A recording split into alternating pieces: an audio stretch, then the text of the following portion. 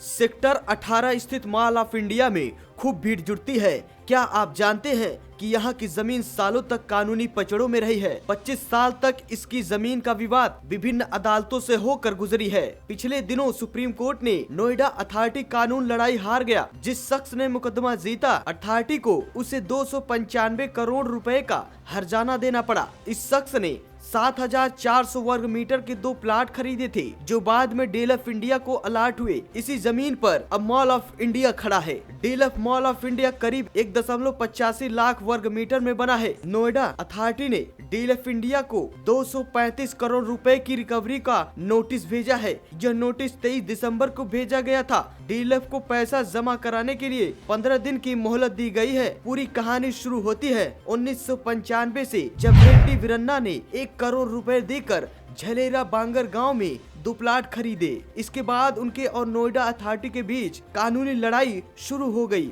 जो मई 2022 तक चली। 1997 से 2022 तक पूरा केस समझ लीजिए। 1997 से 1998 में रेड्डी ने स्थानीय अदालत में अथॉरिटी के खिलाफ दीवानी मुकदमा दायर किया। अथॉरिटी के मुताबिक वह जमीन कॉमर्शियल डेवलपमेंट के प्लान में शामिल थी और वीरन्ना का पोजीशन गैर कानूनी है। अदालत ने तब कहा कि बाकी जमीन पर कोई दखल नहीं दिया जा सकता, क्योंकि वह रेड्डी मालिक है। इसके बावजूद 2023 में इसी जमीन को लेकर टेंडर निकाला गया। जमीन डीएलएफ को अलाट कर दी गई। डेवलपर ने उस जगह पर मॉल ऑफ इंडिया खड़ा कर दिया। 2006 में अथॉरिटी ने जमीन के आधिकारिक अधिग्रहण और पोजीशन के लिए नोटिफिकेशन जारी किया। वीरन्ना ने इस नोटिफिकेशन को कई अदालतों में चुनौती दी। यह बात उठी कि चूंकि जमीन के ऊपर काफी डेवलपमेंट हो चुका है और टुकड़ों की सीमाएं तय कर पाना संभव नहीं। इलाहाबाद हाई कोर्ट ने 2021 में आदेश दिया कि अथॉरिटी की ओर से वीरन्ना को हर्जाना दिया जाए।